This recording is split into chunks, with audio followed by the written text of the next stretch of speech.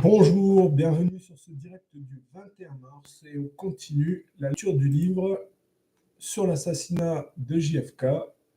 Et là, on va faire la partie 5 et on ira jusqu'à la partie 8. Donc,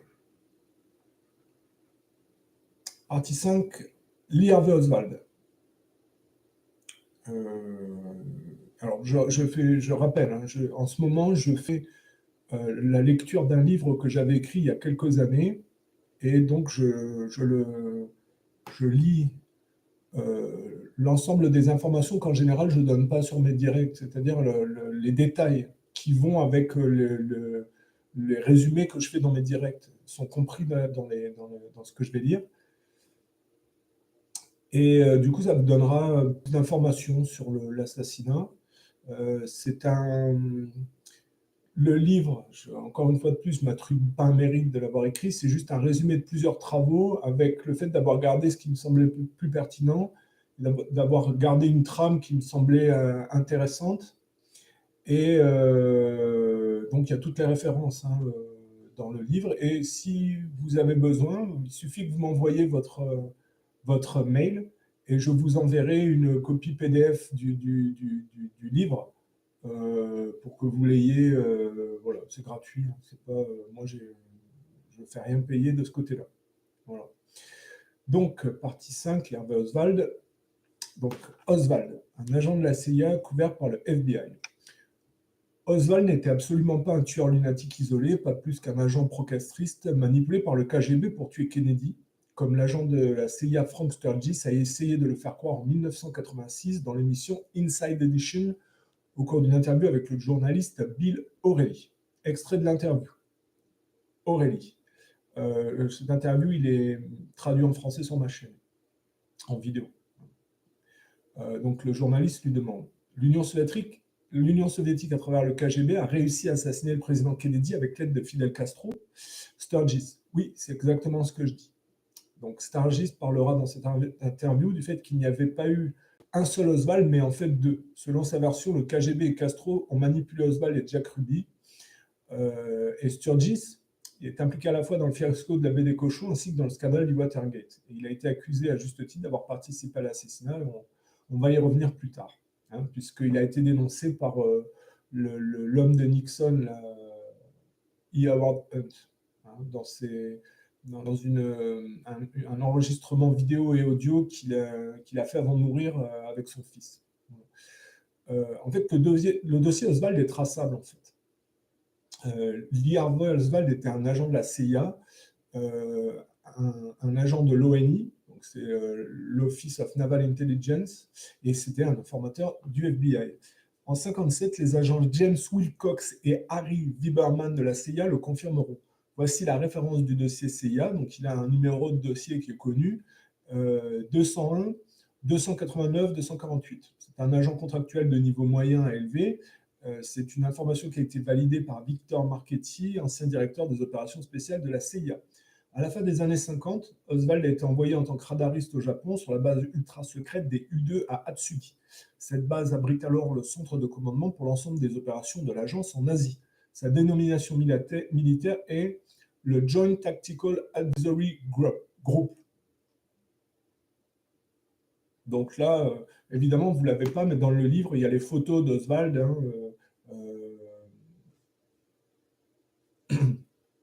en habit militaire. Et ça, c'est compris dans des moments random. Et il y a effectivement, dans le livre, sont affichés, sont ajoutés les fichiers, notamment de la CIA, qui abordent tout ça.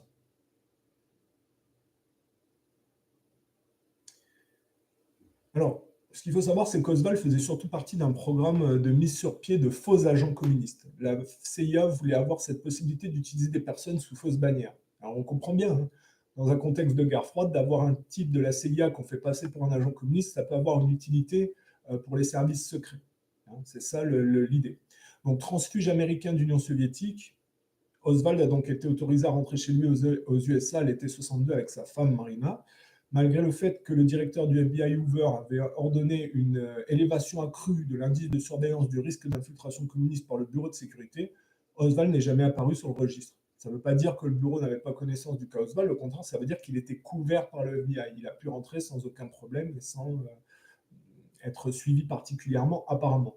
Non seulement le prétendu retraité de la division 5 du FBI, Guy Bannister, rendait compte des activités d'Oswald via leur lien au 544 Kent Street de la Nouvelle-Orléans, mais l'agent spécial du FBI, Jules P. Hosty Jr. de Dallas, avait été affecté à rester en contact avec lui, apparemment dans le cadre de la livraison de données par Oswald sur des éléments réellement progressistes repérés via ses activités. Puisque, comme je vous l'ai dit, avec l'opération Mockingbird, en fait, les médias sont totalement contrôlés par l'État profond et la CIA.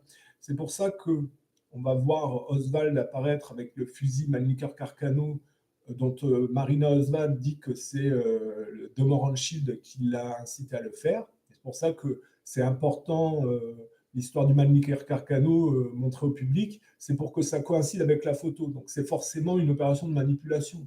Et comme il y a l'opération Mockingbird et que c'est apparu dans un magazine connu, c'est forcément la CIA qui a mis en place cette affaire-là, vous comprenez?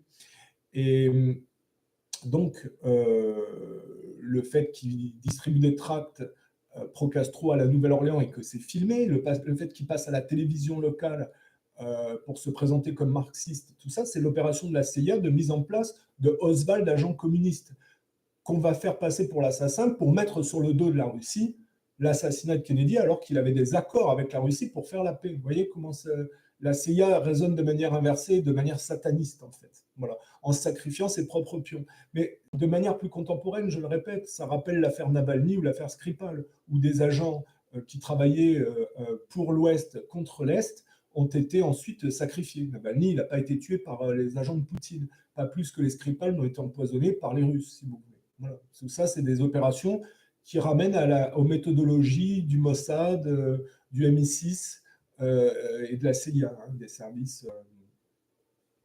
services anglais, américains et israéliens.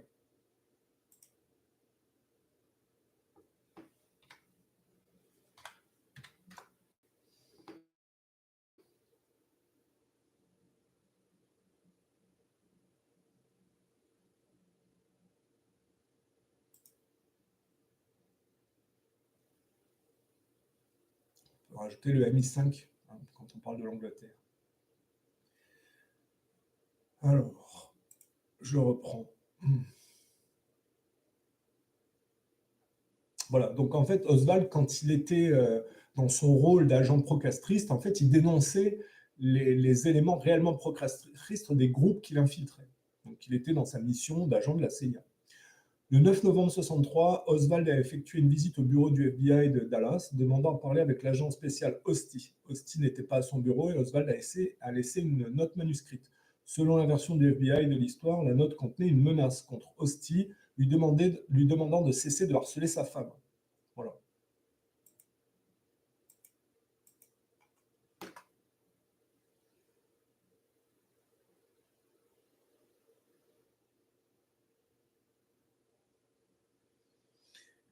Alors pourquoi les agences ont-elles caché la réelle teneur des messages d'Oswald à Hosty et éventuellement à Hoover? Parce qu'il y a une version qui prétend que Oswald aurait essayé d'alerter sur l'assassinat qu'il allait avoir contre le président Kennedy.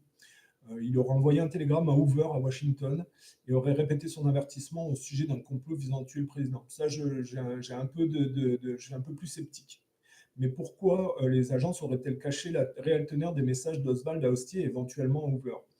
Si Oswald avait été l'assassin, il ne se serait pas rendu au FBI quelques semaines avant le meurtre, une visite qui n'aurait pas manqué d'attirer l'attention sur lui. Le contenu de la note d'Oswald à Hosty et le télégramme à Hoover ne seront jamais probablement connus, mais on peut déduire que le FBI couvre Oswald jusque-là. Dans les 2 heures suivant l'assassinat d'Oswald, Hosty a été appelé dans le bureau du responsable du FBI, Gordon Shanklin, qui a ordonné de détruire la note et le mémorandum qu'Hosty avait préparé sur Oswald juste après son arrestation à Dallas. Shanklin a dit à Hosty, Oswald est mort et il ne peut pas y avoir de procès maintenant. Donc Hosty a jeté la note dans les toilettes et Hoover a suspendu Hosty pendant 30 jours sans solde en 1964, l'accusant de négligence pour avoir omis de surveiller adéquatement les activités d'Oswald à Dallas. Bon, c'est une faible réaction au regard de la tragédie qui montre que l'impunité et le mépris des autorités de l'époque concernant l'affaire. Hostier a ensuite été transféré à Kansas City. En 1975, lorsque Hostier avertit les journalistes de la note détruite, le démocrate Don Edwards, qui était élu à la Chambre des représentants des USA en Californie, a tenu des audiences via un comité judiciaire sur la relation entre Oswald et le FBI. Bon, Hoover était mort et tous les fichiers et les notes pertinentes du FBI avaient été détruites depuis longtemps. Bon, pourtant, cette information, elle a été un des éléments déclencheurs de la commission HSCA qu'on a abordée dans le direct précédent en 1976. Maintenant, on va aborder le rôle d'Oswald le jour de l'assassinat. Alors, il faut laisser mon ordinateur charger un peu.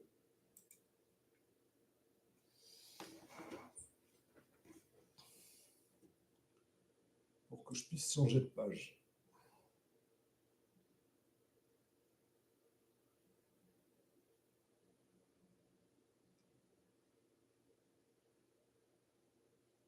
Bon, dans le livre, j'aborde le rôle d'Oswald le jour de l'assassinat, on le replace dans le contexte des équipes de tireurs. Il y a plusieurs équipes dédiées à l'assassinat à Dallas, et elles sont positionnées à différents endroits. Ici, celle qui nous intéresse, c'est l'équipe action qu'on appelle équipe action numéro 2. Donc, elle prend place au 6e étage du dépôt de livres du Texas, elle comprend. Et rappelez-vous que ça n'est qu'une trame qui permet de suivre le fil directeur.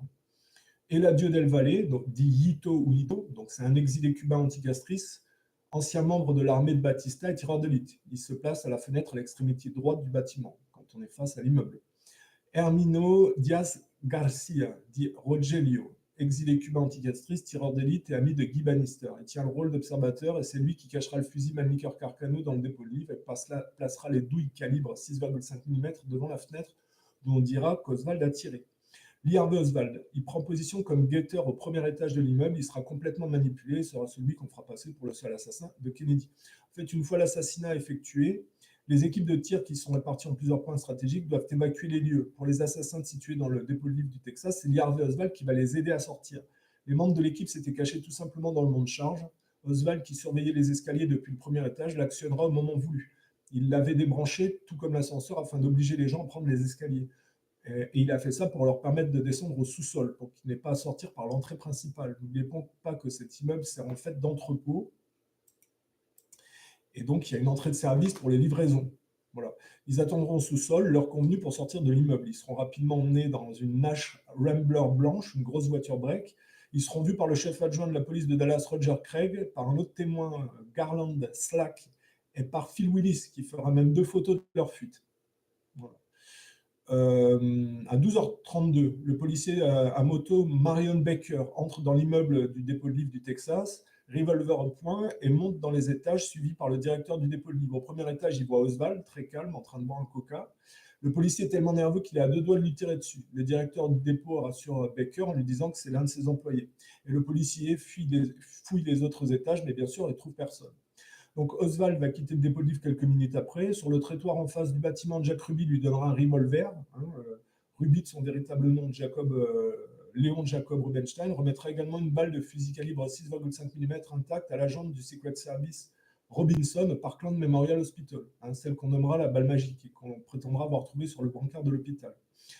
Il va descendre ensuite Oswald le 24 novembre. Oswald, donc, il regagne ensuite son domicile, il va y attendre le signal, 2 coups de klaxon par une voiture de police pour se rendre au cinéma le Texas. C'est là qu'il doit rejoindre le policier Tippit qui doit passer le prendre en voiture pour l'évacuer de la ville. Et pour qu'Oswald passe pour un policier et que cela n'éveille pas les soupçons, Tippit prévoira même une chemise d'uniforme de police de Dallas pour Oswald. Ce dernier donc se rend au cinéma comme convenu, mais il ne sait pas encore qu'il est le bouc émissaire de l'opération ni que Tippit a été assassiné entre-temps, donnant ainsi un prétexte à la police de Dallas de le rechercher pour meurtre d'un policier. Parce que comme par hasard, les policiers trouvèrent près du corps de Tippit une pièce d'identité au nom d'Oswald. Ça fait passer un peu au 11 septembre et à la pièce d'identité là, du terroriste qui a été retrouvée dans les décombres. En fait, ça, c'est ce qui explique pourquoi, officiellement, la police a cherché Oswald et personne d'autre. Ça, c'est la mise en scène qui permet d'arriver à Oswald. Vous voyez, là, vous avez l'explication. Donc, lors de l'arrestation au cinéma, Oswald dégaine son arme et pour tirer sur les policiers. Parce que comme il a tout de suite compris que ça devait normalement pas se passer comme ça, il faut se rappeler que il a un entraînement d'agent de la CIA. Et un agent de la CIA ne doit pas se faire prendre. Et surtout, son passé d'ancien Marines euh, fait qu'il n'a pas peur de grand-chose. Et comme on s'y attend, il n'hésite pas une seconde. Par contre, le revolver que lui a donné Ruby ne fonctionne pas parce qu'il a été neutralisé au préalable. Donc, il est rapidement maîtrisé, non sans s'être pris quelques coups de poing par les policiers en uniforme. Des inspecteurs en civil arrivés tout de suite sur les lieux font cesser les débordements, ce qui fait qu'Oswald se retrouve en état d'arrestation. La manœuvre voulue par les instigateurs du complot, misant sur le caractère très corporatiste et d'extrême droite de la majorité de la police de Dallas, consistait lors de l'arrestation à faire en sorte que les policiers tirent sur Oswald et l'abattent carrément au lieu de le chercher à le prendre vivant. Comme il savait qu'Oswald allait réagir avec le pistolet, il pensait que la police allait l'abattre. Et du coup, ça faisait d'une pierre deux coups. Ils n'avaient pas à se justifier. Le tueur de Kennedy aurait été abattu. Voilà. Comme ça, il n'y aurait pas eu de questions à se poser. Donc, voilà, la version tenait la route. Enfin, il y avait un coupable descendu par la police, une version officielle qui tenait la route et surtout pas de procès. Voilà. Mais ça ne s'est pas passé comme ça. Et c'est pour ça que Jack Ruby a été contraint par la mafia de réduire Oswald au silence. Voilà. Donc là, on voit bien en réalité, si vous voulez, le couplage CIA-mafia, dont Beverly Olivers, une chanteuse de cabaret, avait dit lors de la commission HSCS dans les auditions qu'elle avait été donc invitée par Jack Ruby à la table avec Oswald et que Oswald avait été présenté comme un proche. Et il est avec nous, il est de la CIA. C'est ce que Beverly Oliver dit par rapport à ce que Ruby lui a expliqué. Et aussi, il faut savoir que Jack Ruby était dans les cercles de Lyndon B. Johnson. Voilà, c'était pas un type qui était inconnu des cercles de Lyndon B. Johnson. Voilà. C'était pas un proche, mais il se connaissait parce ils travaillaient dans le côté mafieux et voyoucrate de Lyndon B. Johnson fait qu'en fait Jack Ruby était inclus dans ces cercles-là, quoi, et qu'il y a eu des réunions où ils étaient en présence. Voilà. Donc, on passe à la partie 6, les anticastristes. Donc, c'est un groupe qui est directement impliqué dans l'opération d'assassinat du 22 novembre 1963 à Dallas. On rappelle que le code pour l'assassinat au sein du milieu, c'était le grand événement. Donc, le groupe est composé de divers éléments identifiés comme, par exemple, Frank Sturgis, David Morales, Eladio Del Valle, David Ferry. Ils ont comme point commun d'avoir été impliqués dans diverses tentatives d'assassinat contre Fidel Castro et de vouer une haine à Kennedy depuis l'échec de la baie des Cochons. Ils reprochaient notamment à Kennedy de les avoir laissés tomber en n'appuyant pas l'opération de débarquement par voie aérienne. Ils voulaient donc se venger et ont été facilement réaffiliés à l'assassinat du 35e président américain. C'est un peu comme l'histoire de l'OS, où les gens avaient essayé d'assassiner De Gaulle et étaient rodés dans les tentatives d'assassinat sur De Gaulle.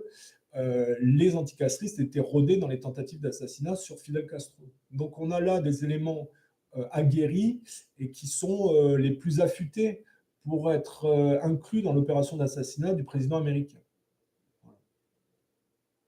Donc, on a l'extrait de l'interview télévisée de Frank Sturgis avec Aurélie, là, à propos de Kennedy, que j'ai traduit sur ma chaîne. Donc, je reprends, c'est ce que dit Sturgis. Donc, il dit il est effrayé parce que Khrouchtchev lui a dit ne faites pas ça, sinon on va faire ça. Et donc, il n'a rien fait. Il a déserté la baie des Cochons. J'étais impliqué dans la baie des Cochons. De nombreux amis à moi, ils sont morts. J'ai du ressentiment pour ça. Ne jouez pas un jeu politique avec moi. Je suis un militaire, je suis un soldat, je vais me battre. Je risque ma vie en faisant tirer dessus et je ne veux pas qu'un sale politicien qui fasse des accords dans mon dos pendant que mes hommes ou moi Je ne veux pas de sales politiciens qui fassent des accords dans mon dos pendant que mes hommes et moi se faisons tuer. Je n'aime pas ça. Donc on voit qu'il avait une haine Kennedy et ça on ne peut pas le nier. Cet agent de la CIA est intervenu directement à la télé avec Bill O'Reilly, qui est le fameux journaliste un peu républicain, un peu violent, qui a été d'ailleurs poursuivi pour harcèlement sexuel, je crois, il n'y a pas si longtemps que ça.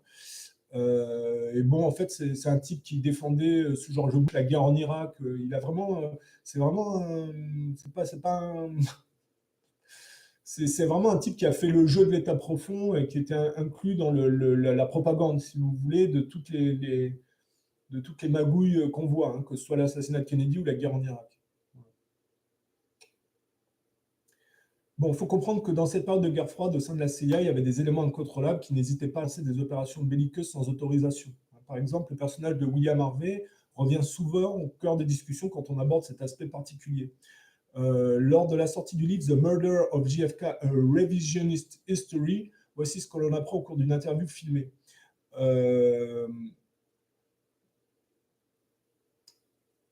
Et ça, je l'ai également en vidéo sur mon travail dans l'assassinat de Kennedy, je l'ai traduit. Hein. Ça, là, on est dans les cercles du bureau de Kennedy. Donc, la personne dit tout était extrêmement tendu. Tout à coup, ils se sont aperçus qu'Harvey envoyait un groupe à Cuba. Les frères Kennedy étaient très préoccupés par la possibilité que cette crise ne dégénère en guerre nucléaire. Et Robert Kennedy, notamment, était furieux que cette tête brûlée n'en rajoute dans l'imprédictibilité de cette crise. Parce que là, effectivement, William Harvey faisait des opérations terroristes pendant la crise des missiles de Cuba qui aurait pu amener à un conflit mondial. Voilà. Et les Kennedy étaient préoccupés par ces personnes au sein de la CIA qui laissaient des notes, par exemple, au bureau de la CIA en disant l'arbre de la liberté doit être abreuvé par le sang des innocents. Vous voyez, on a toujours ces références de tuer des gens en mettant sur le dos de ses adversaires le meurtre pour attirer la haine et justifier de poursuivre le conflit, si vous voulez. Et Harvey était un alcoolique qui avait toujours une arme et qui avait ce profil qu'on peut appeler sataniste. Il n'y a aucun problème. Voilà. Donc Harvey vouait une haine profonde au Kennedy après la crise des missiles, suite à une courte entrevue qui était censée mettre fin aux velléités belliqueuses de cet alcoolique notoire. Kennedy l'a exilé à Rome dans des services annexes sans importance. Voilà. Robert Kennedy s'est confié à un journaliste, il disait voilà, c'était une expérience affreuse avec ces types qui envoyaient des groupes de 66 personnes à Cuba, le groupe Alpha 66, toujours des références satanistes, en plein milieu de la crise des missiles. Et personne ne savait ce qu'ils faisaient. Et le spécialiste censé gérer la chose, une fois joint au téléphone, a dit qu'il l'avait fait parce que les militaires voulaient qu'il en soit ainsi. Quand j'ai joint les militaires, ils m'ont dit qu'ils n'avaient jamais entendu parler de ce type. Donc voilà, c'était pour vous expliquer un peu la confusion et le chaos qui régnait dans ces cabinets politiques entre la CIA, les militaires, les ordres des uns des autres, et que personne ne savait ce qui se passait et ne rendait de compte en réalité. Donc les anticastristes feront partie des équipes des Dallas impliquées dans l'assassinat, notamment en tant que tireurs et en tant que coordinateurs. Donc ça, on abordera ça un peu plus précisément dans la partie responsable. Plus tard dans d'autres directs. Partie 7. Alors, on a abordé certains personnages de l'équipe des anticastristes, mais on ne les a pas tous abordés, il y en a d'autres. C'était pour donner un exemple et pour que vous fassiez une idée. Alors, pour ne pas avoir mal aux yeux, je vais mettre des lunettes de soleil. Alors, le Secret Service. Donc, le Secret Service, c'est le service de protection du président. C'est ceux qui, quand on voit la tentative d'assassinat de Trump, c'est ceux qui se sont mis, qui ont mis leur corps, si vous voulez, qui ont protégé Trump de leur corps. Bon, dans l'histoire de Trump, on peut penser que la nénette, qu'il y a des gens déjà impliqués. On peut penser que le service de protection dans la tentative d'assassinat sur Trump est impliqué, mais à l'époque de Kennedy, il est en majorité partie prenante pour laisser faire sans intervenir au minimum, voire pour participer. D'ailleurs, on peut même se poser la question, comment vouliez que le président échappe à l'attentat alors que les hommes qui sont censés le protéger sont dans le coup. Sur les 8 hommes du Secret Service qui faisaient partie du cortège, 3 sont en courant qu'une tentative d'assassinat va avoir lieu au minimum. C'est-à-dire Kellerman, Powers et le chef des agents Roberts, sans oublier le chauffeur Greer, lui aussi impliqué. Les agents Hill, celui qui sautera sur la limousine en courant quand elle accélérera, Reedy, Lawton, Kinney et Alterman ne semblent pas être dans le coup. Là, encore une fois de plus, il n'y a pas de certitude. Ce qu'on sait, c'est qu'Alterman va être descendu et que le jour de l'assassinat, ça sera confirmé à la radio. Ils vont bien dire à la radio qu'il y a un type du Secret Service qui a été tué. Et c'est ce fameux Alterman qui a voulu en fait courir après la limousine pour avertir le président. Parce qu'en fait, l'agent Alterman a une fin tragique. En fait, le matin du 22 novembre, les agents qui ont connaissance de la conspiration le mettent dans la confidence. Ils pensent qu'il va marcher avec eux. Et ils doivent se dire que ça fera toujours un agent supplémentaire dans le complot. Ce qui est un peu particulier, parce que si on suit cette piste, on se dit, bon, ils ne sont pas très sérieux, parce que de le faire au dernier moment, ça ne correspond pas vraiment, si vous voulez, à quelque chose d'établi. Je reprends un peu une piste expliquée par quelqu'un d'autre dans le livre, mais je l'ai repris parce que c'est intéressant, ça permet de comprendre un peu la trame avec Alterman, parce qu'il a une trajectoire particulière. Bon, Alterman doit faire partie du cortège, donc il préfère, alors qu'il n'est pas au courant, le mettre au courant parce qu'il pense il va marcher avec eux. Mais Alterman va avoir une réaction qui va les surprendre, il ne va pas souhaiter y participer. En fait, à la dernière minute, il va être remplacé par un autre agent. Donc lui, en fait, il va vouloir prévenir le président de l'attentat, il va se mettre à courir pour attraper le cortège, mais il ne va pas en avoir le temps parce que d'autres membres du Secret Service vont le plaquer au sol, ils vont le maîtriser, il va être emmené dans une grosse voiture break blanche qui est garée à l'écart, pas trop loin, et il va être supprimé à l'intérieur de la voiture, à l'abri des regards. Alors voilà, c'est là que c'est important et qu'on va arriver après au trafic du corps, à la substitution du corps pour envoyer le corps dans l'hôpital prévu à l'effet par les militaires pour trafiquer les impacts de balles. C'est qu'en fait, ils vont placer le corps d'Alterman dans un cercueil en vue de son rapatriement à Washington. Le corps va être mis dans un cercueil métallique en aluminium, modèle de cercueil provisoire, fréquemment utilisé pour une conservation prolongée ou pour un déplacement sur une longue distance. Et en fait, c'est ce corps-là qui va être utilisé dans le Air Force One pour faire croire que le corps de Kennedy va suivre la trajectoire normale pour aller à l'hôpital qui était prévu, notamment par sa femme. Hein, parce qu'il faut qu'il trafique en réalité le corps de Kennedy pour maquiller la provenance des tirs et le nombre de tirs. Voilà. Donc, avant l'attentat, il y aura un homme qui fera une crise d'épilepsie sur le Dealey Plaza et ça aura un rapport avec Alterman. Tout de suite après l'attentat, plusieurs journalistes mentionneront dans leur bulletin d'information qu'un agent du Secret Service a été tué. Le journaliste Eddie Baker de KRLD-TV, une filiale de CBS, annonce que le président a été assassiné et un de ses agents est mort et le gouverneur Connelly est blessé. Au même moment, la chaîne ABC News du réseau de Washington indique en direct qu'un agent du Secret Service a été touché par une balle. À Dallas, le journaliste Bill Lord confirmera la mort d'un agent du Secret Service, de même qu'une dépêche de l'Associated Press à 12h45. Voilà. C'est pour vous dire que c'est pas flou cette histoire, c'est qu'il y a l'histoire d'Alterman, elle est traçable, si vous voulez. Un autre journaliste, Seth Cantor, glanant des infos au Parkland Memorial Hospital, prendra note qu'il y a également une mort d'un agent du Secret Service. À 13h23, la chaîne CBS sur le réseau national rapporte qu'un homme du Secret Service a également été tué. Et une infirmière de l'hôpital, lorsqu'elle demande si c'est vrai qu'un agent du Secret Service a été assassiné dans la rue, à un ambulancier, ce dernier lui répond que c'est vrai. Ensuite, à l'annonce dans l'après-midi de la mort du policier Tippit par la chaîne WFAA TV, le journaliste mentionna une seconde victime précisant qu'il s'agissait d'un agent des Secret Service tué près de l'endroit où le président a été assassiné. Donc par la suite, cette même chaîne fera un démenti disant que la mort de l'agent du Secret Service était une information erronée. C'est un peu comme le Manicure Carcano. Au début, ils disaient que c'était un buzzer, et quand ils ont présenté le Manicure Carcano pour que ça corresponde à la photo que la CIA avait fait sortir, si vous voulez, dans la presse, ils ont changé la version à la télé. De plus, avant 14h40, il y aura cette étrange conversation sur le canal 2 entre le central, c'est-à-dire le dispatch, et des voitures de la police de Dallas, qui figure d'ailleurs dans le rapport Warren, volume 23, numéro de pièce 1974, page 210, document qui est présent dans le livre, et qui figurera aussi dans les retranscriptions transmises au FBI. Bon, je vous passe je ne vais pas vous le lire en anglais, mais on voit bien dans les conversations dit là, le patrouilleur, hein, Brooks, dit qu'il y a un des agents du Secret Service qui a été tué. Voilà. Et le dispatcher lui dit qu'il n'a pas cette information. Et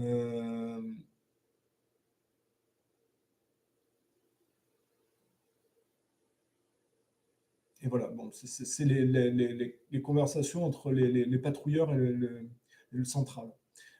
Bon, est-ce que je les lis, ces conversations? Je peux les dire en français. Hein. Le dispatcher. Donc, il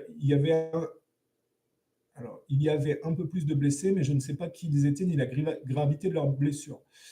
Je n'ai pas entendu. Vous savez quelque chose sur un agent du Secret Service qui aurait été blessé? Le dispatcher, non, je ne sais pas. Il y a eu plus de blessés, mais je ne sais pas qui ils sont. Un homme du Secret Service sur la zone Elm Houston. On m'a dit qu'il était arrivé un message sur le téléscripteur disant que l'un des hommes du Secret Service avait été tué. Le dispatcher, je n'ai pas cette information. L'origine de cette information doit être incorrecte. Il n'est pas à Parkland. Pouvez-vous informer auprès des responsables de l'hospital Pouvez-vous vous informer auprès des responsables de l'hôpital, s'il vous plaît? J'ai un homme ici qui dit qu'il ne rien savoir à ce sujet. Donc, dans le courant de l'après-midi, un telex était arrivé à la police de Dallas, dont l'agent Brooks de la voiture 174 avait connaissance pour informer de la mort d'un agent de Secret Service. On peut s'étonner que le central ne cherche pas à obtenir plus d'informations que ça, en fait. Voilà. Bon, après, je continue sur l'histoire du Secret Service. Est-ce qu'il y a d'autres preuves de la complicité des agents? Il y a d'abord le parcours du cortège décidé, validé par le Secret Service et qui, il faut le signaler au passage, avait été imposé à la ville de Dallas par le gouverneur Connelly, avant même qu'il ne soit accepté par le Secret Service. Choisi au mépris total des règles de sécurité les plus élémentaires, le souci en fait de sécurité aurait voulu d'éviter Dealey Plaza ou bien alors de continuer tout droit sur Main Street. Certains prétendent que ce n'était pas possible à cause des sens interdits ou des feux rouges, mais en réalité, comme tous les cortèges officiels, quand un président fait un défilé, en fait, il s'affranchit de la circulation habituelle, étant donné que la route qu'il emprunte lui est réservée. Donc ça, ce n'est pas un argument qui tient la route, les feux. Donc surtout que le Dealey Plaza était le dernier endroit du parcours officiel. Ensuite, la traversée officielle de la ville était terminée. Voici pourquoi il y avait aussi peu de monde sur place. La majorité de la population de Dallas s'était amassée dans le centre-ville, comme c'est souvent le cas lors d'un défilé. Il y a toujours moins de monde au tout début et à la toute fin du parcours. Donc le parcours n'est pas cohérent et donc il a été choisi en réalité par les autorités pour l'opération d'assassinat. C'est là qu'on voit que on rentre un peu dans la planification, si vous voulez, de l'assassinat par le choix du cortège spécifique, qui n'est pas cohérent par rapport aux règles de sécurité et par rapport au fait de passer là où il y a de la foule. Voilà. Donc le prétexte invoqué de devoir passer par Dealey Plaza, c'est parce qu'ensuite un dîner était prévu à la Chambre de commerce du Texas et que donc il était plus direct de passer par là pour s'y rendre. Ça fait partie des documents de la commission Warren. Et cela est même indiqué à la page 3 du rapport Warren pour justifier le parcours du cortège. À Washington, ayant eu connaissance de l'emploi du temps du voyage, plusieurs personnes de la sécurité avaient critiqué le choix de la Trade Mart, la Chambre de commerce, trouvant le lieu trop risqué et incommode pour fournir une protection optimale. Les autres lieux envisagés à Dallas, surtout le Women's Building, qui avait été la préférence de beaucoup par sa facilité de sécurisation, avaient été refusés par leurs propriétaires. Il faut se rappeler que Dallas, la plupart des gens sont des vieilles familles établies, plutôt racistes en plus.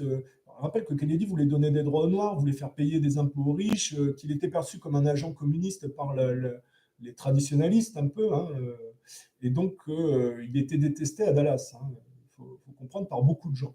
Voilà.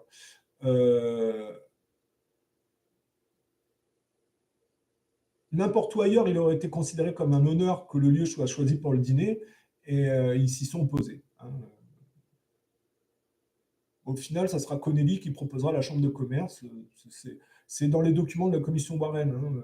Et cette proposition va être acceptée par le Secret Service. C'est pour vous montrer que le maire de Dallas, qui est le frère de Cables, le militaire là, qui a été viré à la baie des Cochons par Kennedy, que Connelly, gouverneur du Texas, et que le Secret Service, en fait, sont dans la magouille pour, si vous voulez, déterminer où la voiture va passer pour que les tueurs fassent leur travail sombre. Voilà. Et c'est pour ça que les gens qui disent que la CIA n'est pas impliquée connaissent pas très bien le dossier, parce que quand on met tout en adéquation, on voit comment ça a été mis en place et qu'il ne faut pas exagérer, quoi. Qui peut prétendre que la CIA n'a rien à voir avec l'assassinat de Kennedy? Je veux dire, là, on ne parle pas du Mossad.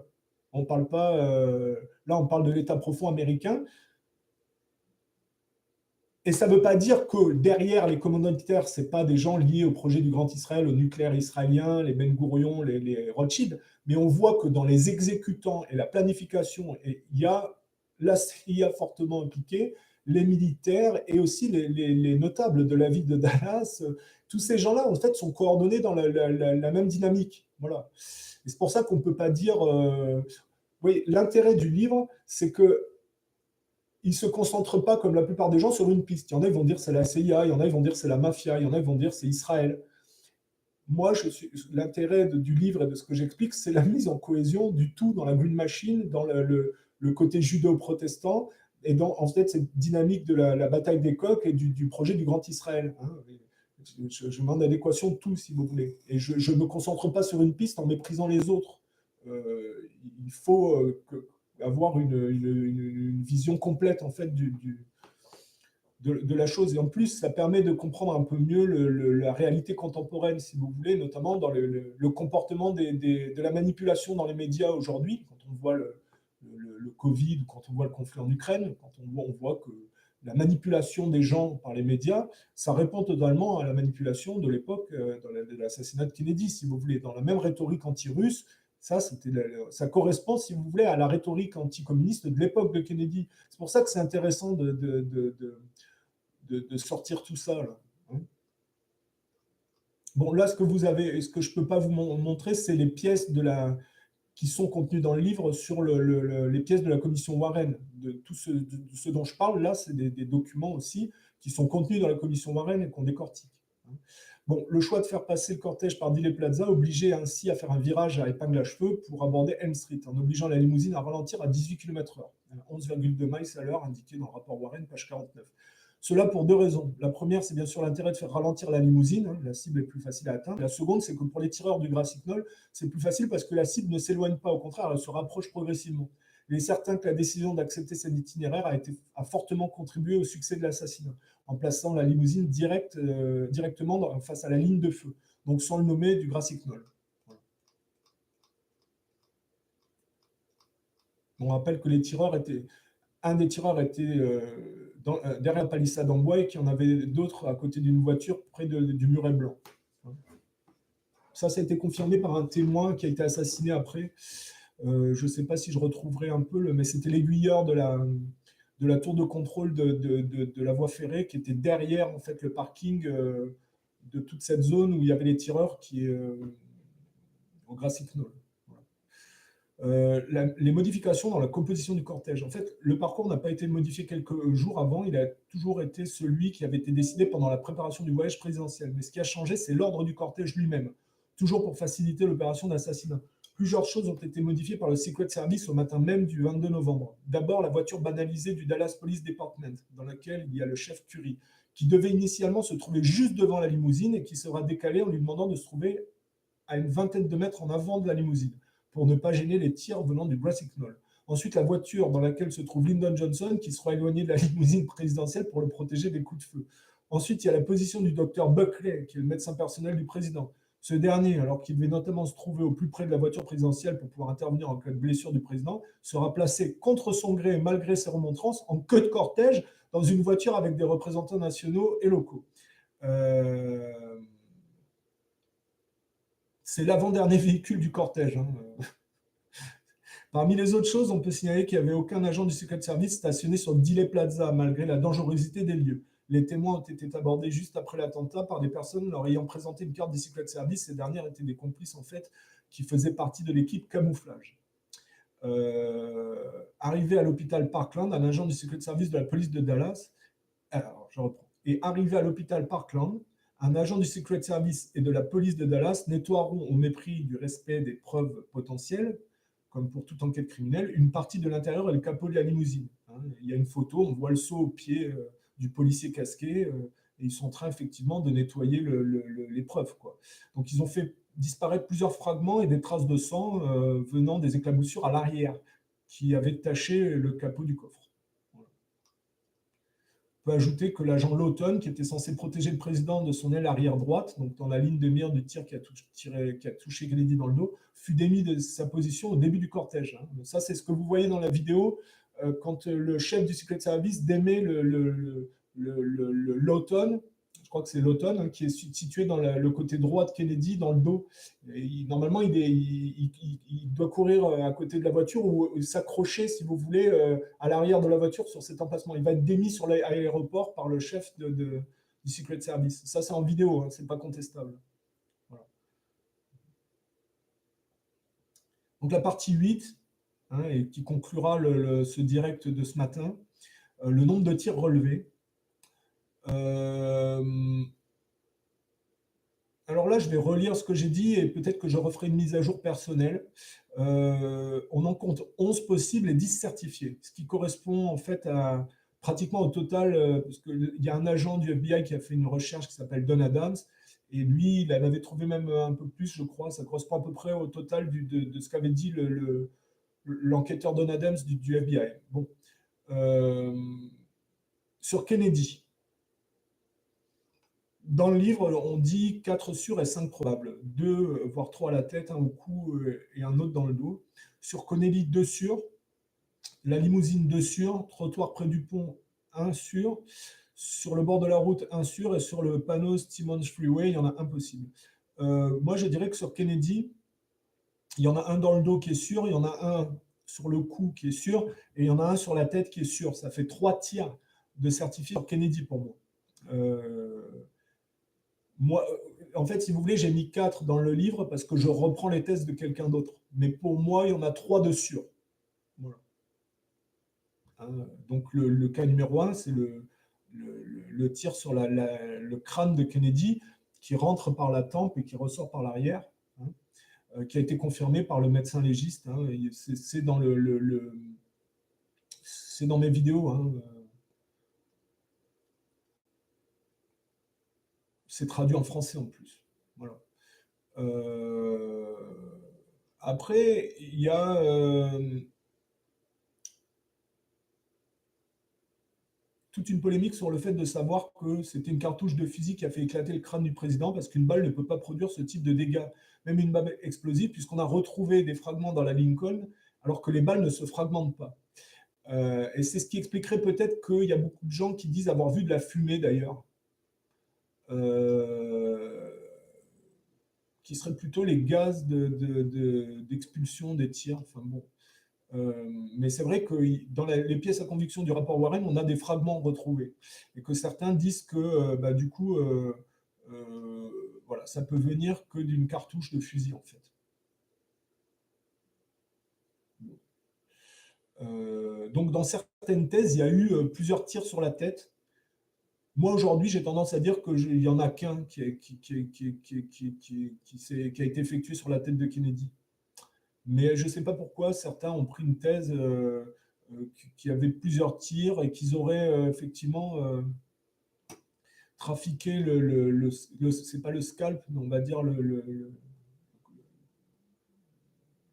il y a une thèse qui prétend qu'il y a eu 2 tirs sur la tête et ils ont trafiqué la tête pour que les 2 tirs ne coïncident qu'en un seul. Bon, moi je ne crois pas à cette thèse. Je pense qu'il n'y a eu qu'un tir sur la tête de Kennedy. C'est celui qui fait exploser le crâne.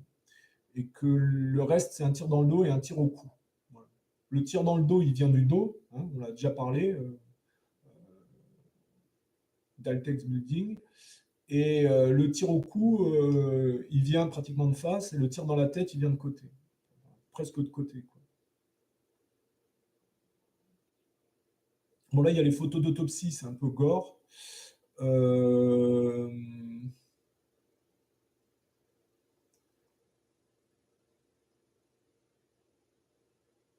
Bon, le coup. En fait, l'arrivée de face, elle est prouvée par les brûlures de la cravate. En fait, les brûlures sur la cravate prouvent que c'est un trou d'arrivée, en fait, parce que ça ne se produit pas en sortie de balle. Les brûlures ne peuvent se produire qu'à l'entrée de la balle, pas à la sortie, parce que la balle est refroidie. Enfin, on peut dire qu'elle est refroidie en sortant, si vous voulez. C'est pour ça que quand on analyse la cravate du président qui a été percée par le tir, en fait, comme elle est brûlée, on peut déduire que c'est le point d'entrée et que ça vient de devant et pas de derrière. Voilà. Bon, ça, on a la photo, c'est dans les archives nationales. Ensuite, l'orifice a été agrandi volontairement afin de maquiller le point d'entrée précis. Parce qu'à l'origine, en fait, le point d'entrée ne se dirige pas, en fait, et pas juxtaposé avec le délire de la version Warren, vers l'omoplate droite Connelly. C'est-à-dire que le tir qui est censé être passé dans le dos, sortir du cou, pour que ça aille dans l'omoplate de Connelly, en fait, ils ont changé l'emplacement parce que ça ne correspondait pas. C'est l'histoire de Gerald Ford, là.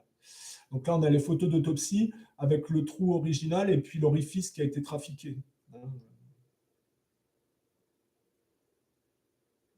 Ils ont volontairement agrandi le trou, quoi. C'est de la mutilation de cadavres. Et c'est surtout de la manipulation d'autopsie. Bon, le dos de JFK, on reviendra avec... Enfin, on l'a abordé avec le Erlen Specter et la balle magique dans le direct précédent. On voit l'impact, si vous voulez, sur la chemise de JFK, on a le trou du tir, et on voit bien que ça ne correspond pas à une phase descendante, si vous voulez. Quand on juxtapose avec le cou. Bon, sur Connelly, omoplate droit touché, ça ressort par le poumon, donc ça rentre par l'omoplate, ça ressort par le poumon. On a effectivement la chemise de Connelly, on a le trou, si vous voulez, derrière et le trou devant. Donc,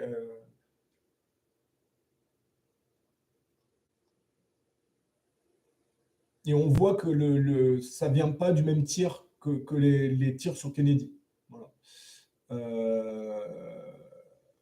Donc on a le poignet droit de Connelly brisé, hein, c'est-à-dire que la balle, pour Connelly, il faut bien comprendre, la balle est rentrée dans l'omoplate droit, elle est ressortie par le poumon qu'elle a perforé, et ensuite Connelly qui a sa main comme ça, je ne sais pas si vous le voyez à l'écran, la balle va taper dans son poignet droit, elle va ricocher et elle va taper son fémur gauche. Donc on a dans les photos d'autopsie, si vous voulez, la fracture du poignet de Connelly et la photo du fémur avec l'éraflure de la balle, si vous voulez.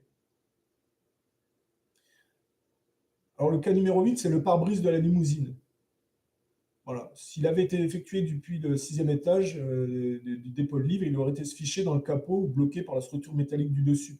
En fait, il correspond, d'après ce que j'ai compris et de ce que certains experts disent, en fait, le tir dans le pare-brise, en fait, il vient de face et c'est le tir qui arrive dans le cou de Kennedy. Donc là, effectivement, vous avez une pièce à conviction, c'est les photos dans la commission Warren avec le trou qui perfore le pare-brise. Hein, les gens ne savent pas ça. Mais vous imaginez bien que si le tir venait du dépôt de livres du Texas, je veux dire, c'est tellement pas cohérent cette histoire de balle magique, c'est qu'ils disent, bon, ça a tapé Kennedy dans le dos, ça a ressorti par le cou, après ça a tapé l'omoplate de Connelly devant, ça a perforé le poumon, ça a tapé le poignet, c'est fini dans le fémur. Mais il y a aussi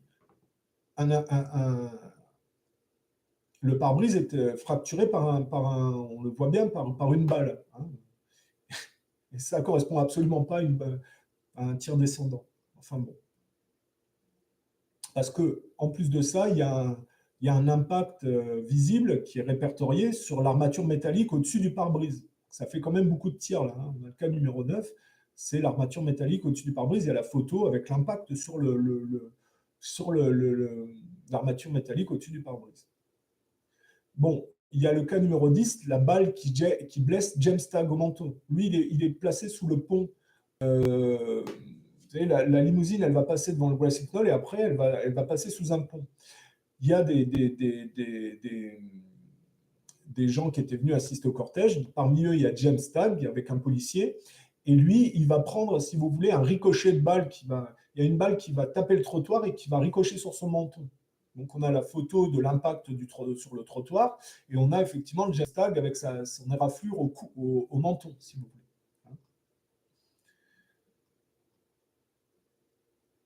Alors, il y a aussi la balle ramassée sur le bord de la route au Lille Plaza par un enquêteur. Hein,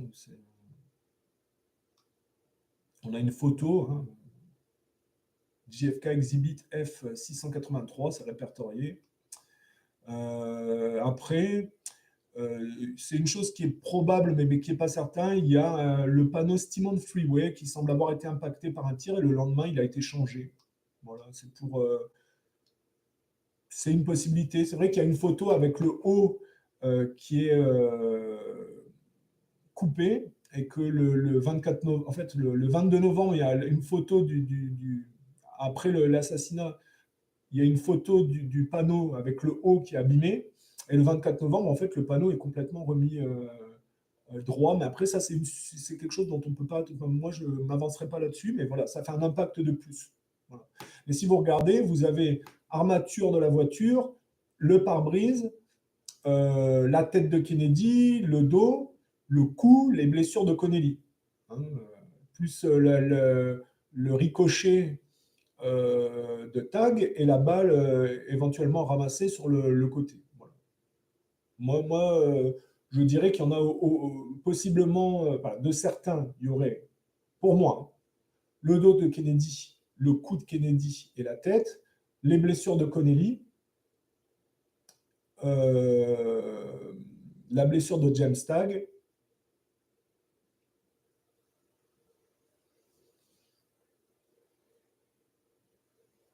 et l'armature métallique. Donc pour moi, il y a 6 tirs de certains. Après, il peut y en avoir jusqu'à 8 à 11, hein. Ça dépend des versions, parce qu'il y a des choses plus ou moins plausibles. Moi, je dirais que ce qui est sûr, c'est le tir dans le dos de Kennedy, le tir au cou, le tir sur la tête, ça fait 3 sur Kennedy. Ce qui est certain, c'est la blessure de Connelly, donc on en est à 4. La blessure de James Stagg, 5. Et l'armature métallique au-dessus du pare-brise, ça fait 6. Pour ceux qui sont un peu confus, je dirais que pourquoi je ne mets pas le tir du pare-brise? Je parle de l'armature métallique, mais pas du pare-brise, parce qu'il y a l'impact dans le pare-brise. C'est que le tir du pare-brise correspond au coup. Donc c'est un seul et même tir. Voilà. Donc pour moi, il y en a 6 dessus. Voilà. Après, dans le livre, j'ai pris la thèse de la personne qui prétend qu'il y en a 11. Voilà. Et peut-être plus. Parce que ça permet d'avoir toutes les pistes en fait d'étaler.